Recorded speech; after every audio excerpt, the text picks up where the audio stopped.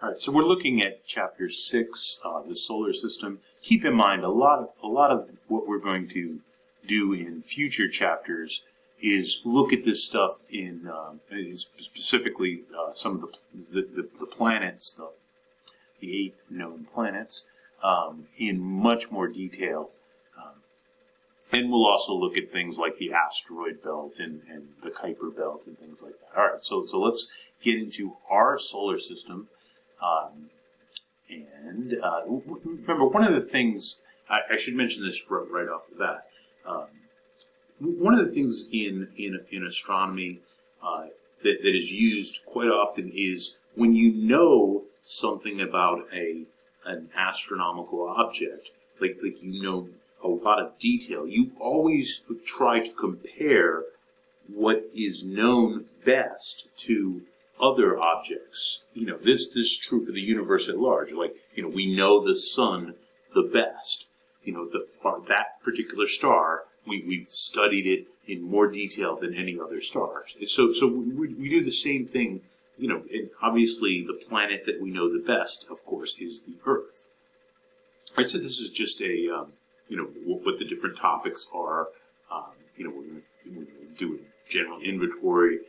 We'll look at the actual measurements of the planets, the overall layout of the system. The big distinction between the 8 planets, the terrestrial worlds, those are the 4 inner planets, and then what are called the Jovian worlds, or the Jupiter-like planets. Briefly talk about a gravitational slingshot. We'll also talk about material that we find in between the planets. Then we'll look into you know, what we know about the formation of the solar system, and what the spacecraft that have been used to look at, you know, to actually visit some of the worlds, or even just fly by some of the worlds. We'll talk more about angular momentum. The reason that is important has to do with the formation of the solar system, and other solar systems as well. And then we'll finish with the outer worlds, or the Jupiter worlds. Also, they all have similar names, or the Jovian planets, right? So collectively, sometimes they're called the Jovian planets, sometimes they're called the outer worlds. And then planetary debris, the stuff that's left over then really didn't go into planet formation after the 8 planets that we know about have, you know, formed. All right, so now if you go back in history, like, you know, before the telescope, which, you know, by this time you realize that the telescope came into use about 400 years ago. So before that, astronomers, even back into ancient times, so thousands of years ago, they knew about the moon, they knew about the stars, the planet Mercury, Venus, Mars, Jupiter, and Saturn, and that was those planets, those 5, were the only planets that were known to the ancient world. And really, the reason that they were distinguished from the stars is they changed position relative to the other stars. We'll get into that in a little more detail a little bit later on. They also noticed comets. These are, you know, these brief appearances that have these really large tails. And of course, remember, we're talking about stuff that was visible to the naked eye. And of course, meteors, right? So if they look up and they see a meteor, you know, sometimes people recorded that. All right. So let's see. So you know, we know that when you read this, you gotta. I'm going to point out or emphasize some things here a little bit. Our solar system has 1 star. That's actually that's actually not as common as you think.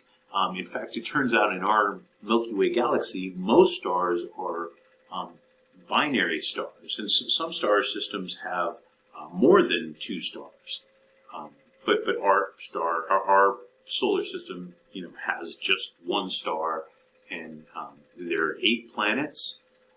there are, so this is the part that I meant that I'm going to emphasize a little bit. There are at least 173 moons, 7 asteroids. Okay, so this is what I mean. There's a lot more asteroids than this, but and 5 what are called dwarf planets with 8 moons.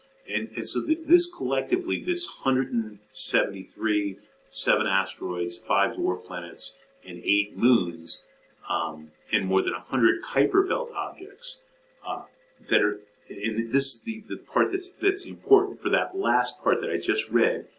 That is for objects that have more than 300 kilometers in diameter. There's lots of stuff out there that's smaller than 300 kilometers, so it's important to understand that. And that smaller stuff, of course, includes smaller asteroids, comets. I don't think there's any comets greater than 300 kilometers. And what are called meteoroids. These are just rocks that are traveling through space. They're meteoroids before they hit the atmosphere of a planet. And then they become meteors. All right, so let's keep moving here. Now, so when we look out, since the 1990s, our technology has improved to the point where we can detect over right now, over 3,000 extrasolar planets. That's planets outside of our solar systems, around other stars, orbiting other stars within the Milky Way. And our understanding of planet formation in our own solar system helps us understand the formation. Helps us understand, the formation of our solar system and other solar systems, and actually other solar systems help us try to understand our solar system.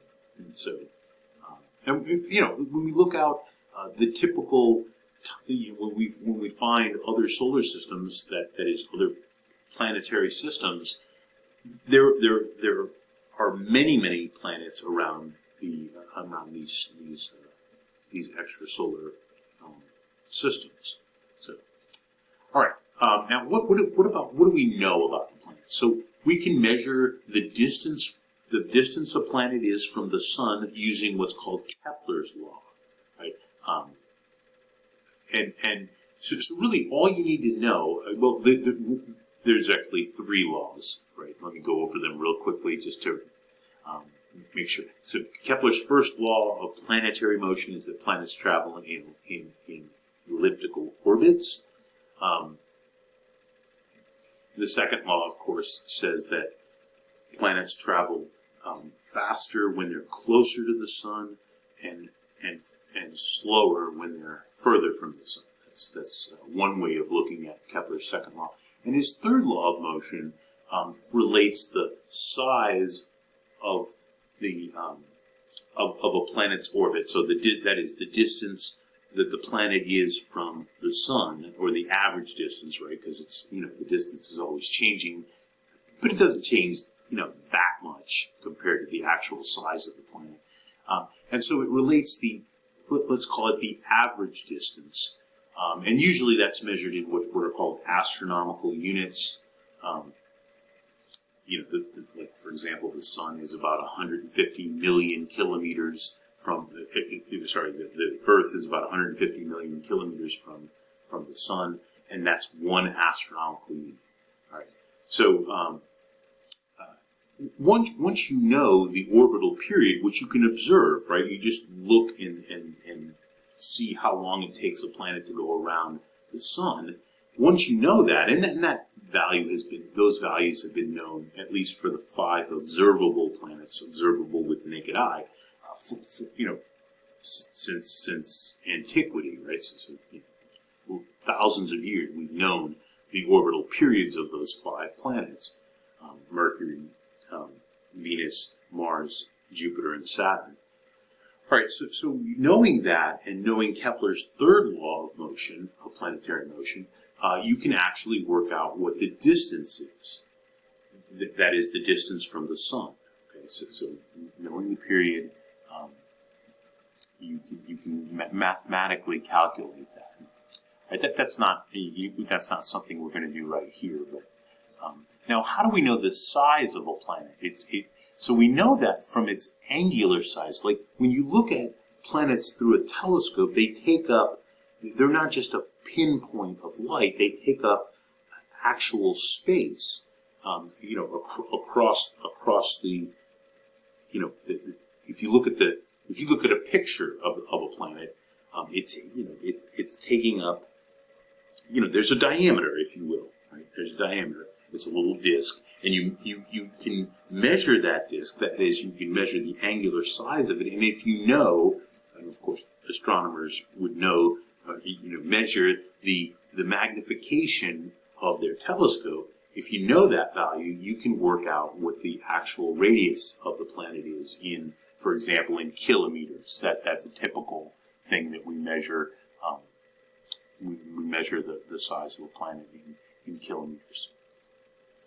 Now, how do we measure the mass of the planets? So that actually we can get that from Kepler's third law of motion. But we can also what's called the modified version of Kepler's third law, and that was modified by Isaac Newton, as a matter of fact. And Isaac Newton hit this modified version of Kepler's third law, which incorporates what's called Newton's law of gravity, of universal gravity. Can tell us what the mass of the planet is. Right? So, by knowing how far away a planet is from the sun and what its period is, you can, using Newton's law and Kepler's third law, Newton's law of gravity and Kepler's third law, basically combining the two, you can work out what the mass is. And usually we measure mass in kilograms. Right. So, and what about the rotational period? So how long does the planet take to go all the way around its own axis? Now that comes from observations.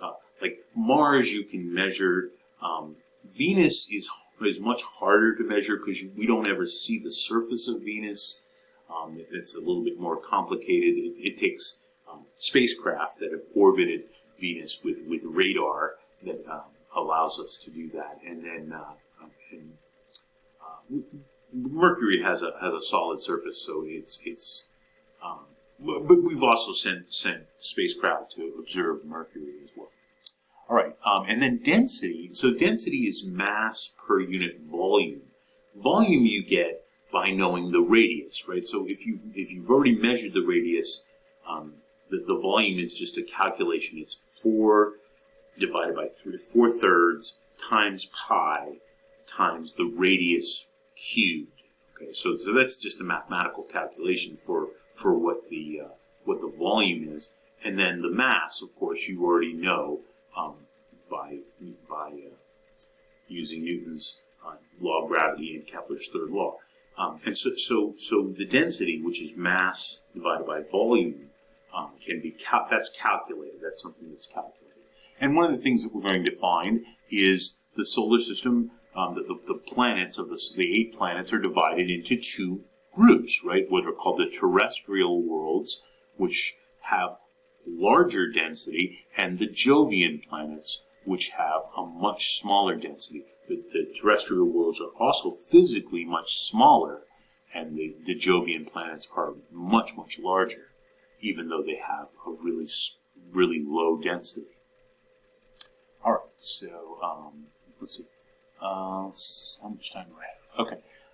This ends, these videos, it only gives me 15 minutes, so I'll start wherever I end up here. I'll start with the next video. All right, so here's some data. Notice the orbital values are given in AU, so Mercury is a little less than 0.4 astronomical units. Venus is about 0.7. We're, of course, 1 astronomical unit.